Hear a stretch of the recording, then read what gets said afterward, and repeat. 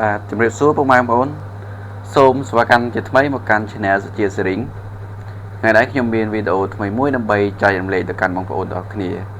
សម្រាប់បងប្អូនដែលប្រើប្រាស់ទូរស័ព្ទ iPhone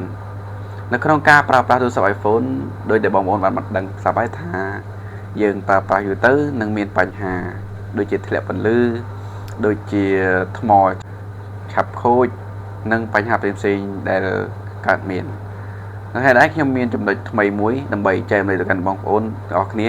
សម្រាប់បងប្អូនដែលប្រើទូរស័ព្ទហើយវាមានដំណើរការយឺតតាក់គឺយើងពិបាកប្រើនេះមកពីបញ្ហាមួយចំនួនដែលយើងត្រូវទៅកំណត់នៅក្នុង setting តោះសូមបងប្អូនទៅមើលទាំងអស់គ្នាអំពីរបៀបកំណត់ដើម្បីឲ្យទូរស័ព្ទយើងដើររលូនលឿនជាងមុនសូមបងប្អូនចូលមកកាន់ setting បន្តមកទៀតបងប្អូនអូសទៅរកពាក្យ accessibility ត្រង់ចំណុចនេះបន្តមកទៀតបងប្អូនអូសទៅរកពាក្យ display and text size នៅខាងលើនេះបន្តិចបន្តមកទៀតបងប្អូនអូសទៅរកពាក្យខុសហើយយើងទៅខាងលើវិញ on off label បន្តមកទៀតបងប្អូនជ្រើសរើសពាក្យ reduce transparencyយើងបើកវាមកបន្ទាប់ពីបើកហើយយើងថយទៅក្រោយវិញបាទបន្ទាប់ពីថយទៅក្រោយយើងយកពាក្យ touch នេះយើងចុចលើពាក្យ touch មកបន្តមកទៀតបងប្អូនបើកខាងលើ accessible touch យើងចុចលើវាមកបន្តមកទៀតបងប្អូនបើកទៅខាងក្រោមយើងអូសទៅខាងក្រោមគេសិនមកនៅត្រង់នេះគឺជាចំណុចដែលសំខាន់ដែលយើងមានរូបអណ្ដើកហើយនិងរូបទន្សាយ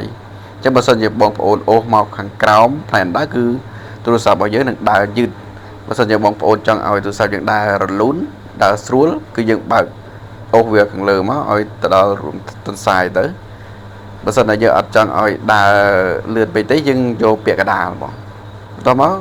ចំណុចនេះយើងបានបញ្ចប់ហើយបាទចំណុចមួយទៀតដែលយើងចង់មានភាពងាយស្រួលក្នុងការ lock screen ឬក៏បើក screen គឺបងប្អូនចូលទៅលើពាក្យ touch បន្តមកទៀតបងប្អូនអូសទៅរកពាក្យនៅខាងលើគឺពាក្យនេះ tap to wake នៅពេលដែលបងប្អូនបើកទៅលើចំណុចនេះហើយគឺទូរស័ព្ទយើងងាយស្រួលមែនទែនយើងមិនបាច់ចាំចុចប៊ូតុងគៀនទេគឺយើងគ្រាន់តែបងប្អូនប៉ះទៅលើ screen របស់ទូរស័ព្ទគឺដំណើរការទូរស័ព្ទនឹងបើកដោយអូតូតែម្ដងសម្រាប់ការតាមដាននិងទស្សនាវីដេអូរបស់ខ្ញុំបាទសូមកុំភ្លេចជួយ Subscribe Channel នេះមួយផងដើម្បីទទួលបានវីដេអូថ្មីៗបន្តទៀត